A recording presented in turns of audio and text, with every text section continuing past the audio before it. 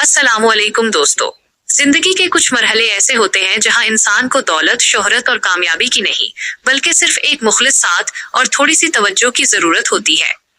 और वो मरहला है बुढ़ापा। बचपन में जब हम चलना सीख रहे थे तो किन हाथों ने हमें थामा था? जब हम बीमार थे तो कौन सारी रात जागा था? और जब हमने अपनी पहली कामयाबी हासिल की तो किसकी आंखों में खुशी के आंसू थे? वो हमारे वालिदैन थे। लेकिन आज जब वो बूढ़े हो चुके हैं, जब उनके हाथ कांपते हैं और उनकी नजर कमजोर हो चुकी है, तो हम कहाँ हैं?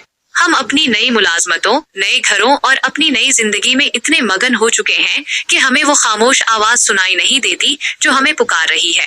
क्या हमें याद है कि उनकी जिंदगी का हर लम्हा, उनका हर ख्वाब और उनकी हर कमाई सिर्फ हमारे लिए थी?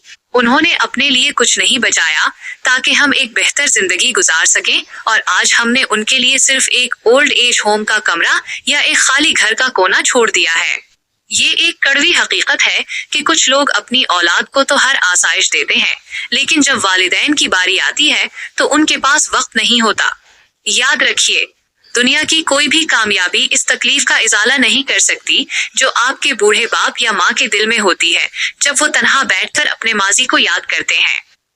वक्त एक पहिया है जो आज आप अपने वालिदैन के साथ करेंगे, कल आपकी औलाद आपके साथ करेगी।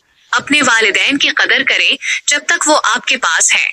उनकी खामोशी को समझें और उनके साथ वक्त गुजारें, क्योंकि जिस दिन वो चले गए उस दिन आपके पास सिर्फ पछतावा और खाली हाथ रह जाएंगे।